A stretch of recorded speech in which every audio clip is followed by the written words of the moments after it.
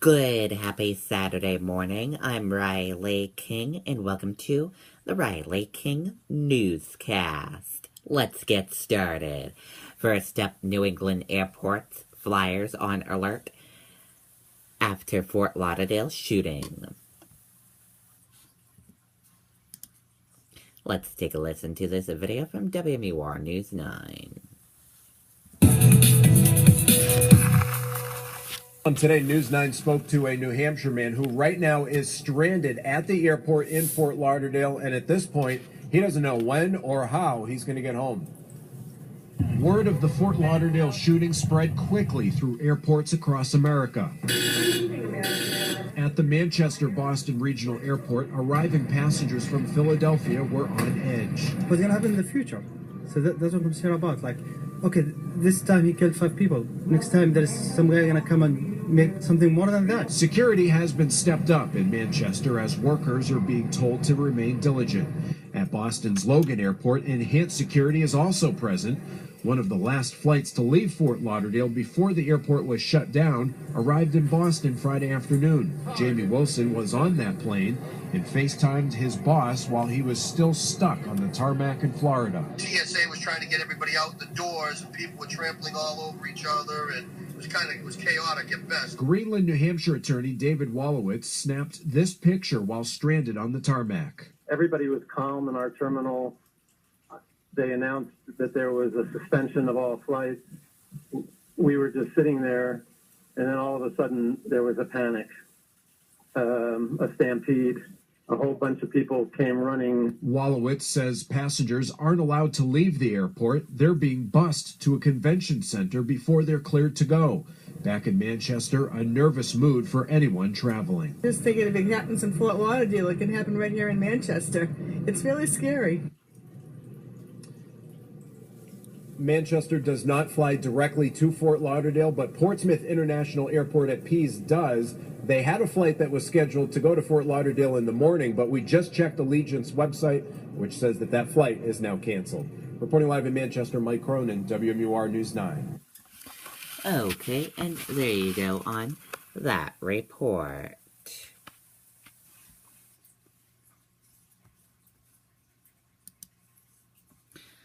Laconia man's car battery exploded while charging it, causing serious damage. Let's take a listen to this video from NH1 News.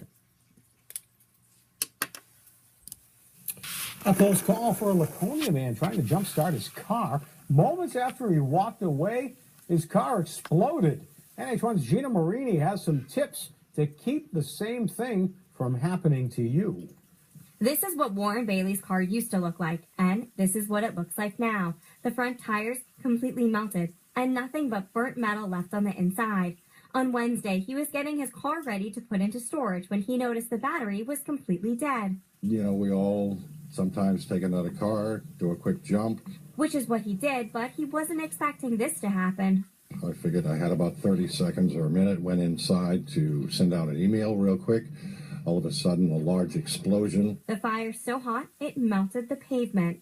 Experts warn that car batteries can explode easily. To make sure this doesn't happen to you, you should make sure your jumper cables are intact. They shouldn't have any cracks or frays. The Los Angeles Times says to make sure your battery heads are clean. Experts say dirt prevents a good connection and allows for electrical arcing. Always attach the jumper cables to the dead car battery first. When connecting it to the live battery, it can cause sparking, which can cause an explosion.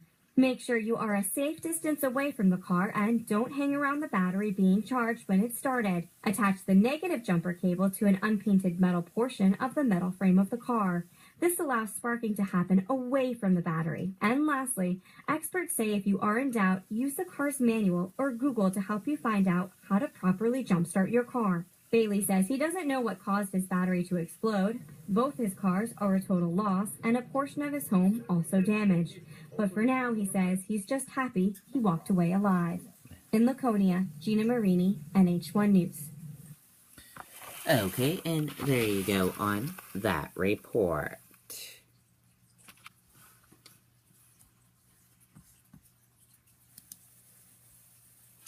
Off-duty detectives help nabbed escape inmate. Let's take a listen to this video from NBC Boston. And a lot of gut instincts that led the detectives here to Wheatland Street, not knowing they would soon be giving backup in one of these backyards to help capture that fugitive, one of them armed with nothing more but a shovel.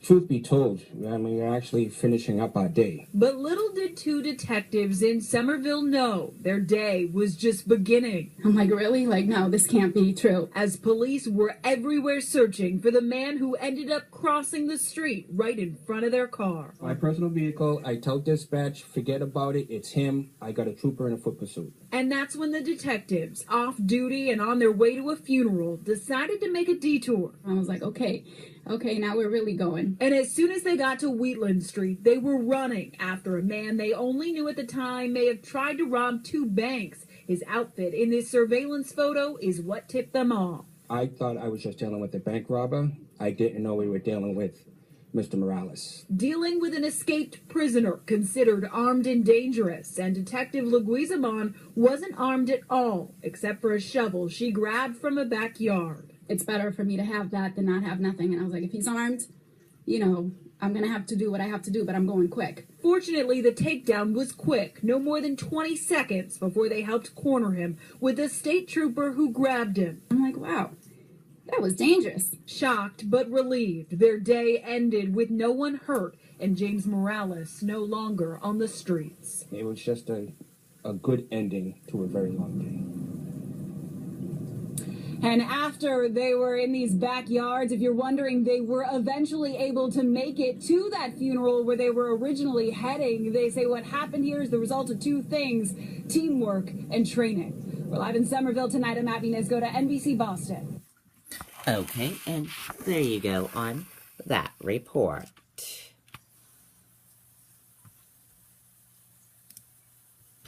Suspect in Fort Lauderdale attacked, booked, and held for murder.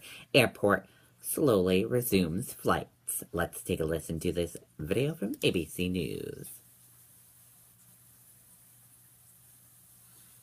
Everybody in the war. We didn't win the war. We're just a handful of people trying to bring down an empire. I wish to balance the power to maintain peace. You said you put your faith in a person, not a cause. Well, I put my faith in you. I can't take back the past, but the future, that is up to us.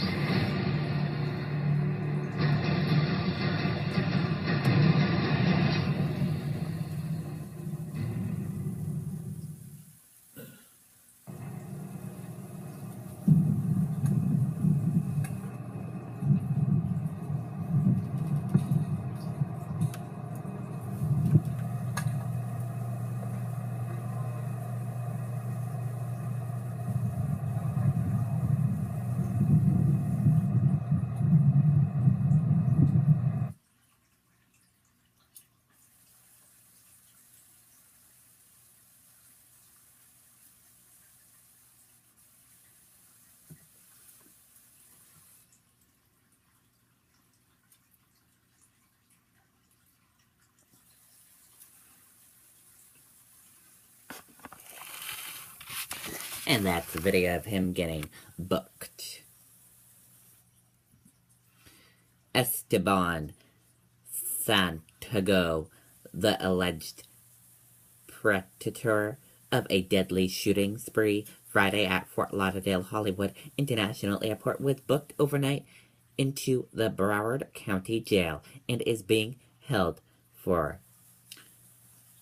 murder, according to the Broward County Sheriff's Office website. The shooting spree in Terminal 2's bagging claim area left 5 people dead and 8 people wounded. Officials have yet to identify the victims.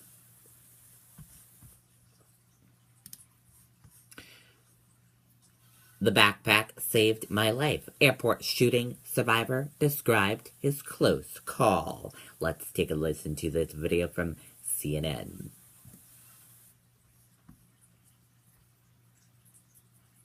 I understand you had a backpack with you, and that actually saved you, or may have saved you. What happened? The the backpack saved my life.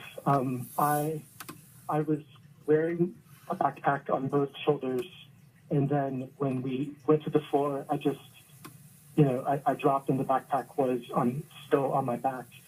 And I was turned in such a way where at one point when the shooter shot toward my direction, there were several other people around me. There was a bullet that ricocheted, and I did not know this until much later. I felt something hit my back, and I craned around, and I thought it was because the luggage was still coming. So there was luggage that was falling on top of me too, and I thought it was just luggage at that time. And it was only later when I go to the bathroom to check myself out that the bullet had entered my backpack, hit my laptop, and then later when I gave my bag over to the FBI for investigation, they found the bullet in the pocket of my backpack. That's incredible. So your laptop saved your life. I mean, your laptop stopped the bullet. The laptop, and I believe too, the fabric of the backpack. And so the laptop, the plastic casing, all of that combination, because it was since I was on the ground like a tortoise, with the backpack on me, the way that it ricocheted and entered my bag, that would have been my back. And we're showing a picture. We're showing a picture Yeah. of the laptop. It looked like it was hit in the corner or the side. Yep. And the strange thing too is that in the rush to get off the plane, I just kind of shoved my laptop into my backpack, and it was zipped open very slightly. So later when they were searching the backpacks, they were looking for the entry point, and it turns out it hit just so through the open backpack, exited, ran through the laptop and the casing, and then through an interior pocket of the backpack. That's incredible. And they actually recovered the bullet from inside They the. recovered the bullet from the side pocket of my backpack. Gosh, you were lucky. Wow, that is amazing. Good thing you survived. And that does it for the Riley King Newscast right here on the Riley King Network. I hope you all have a great rest of your Saturday and see you back here later on today. Goodbye, everyone.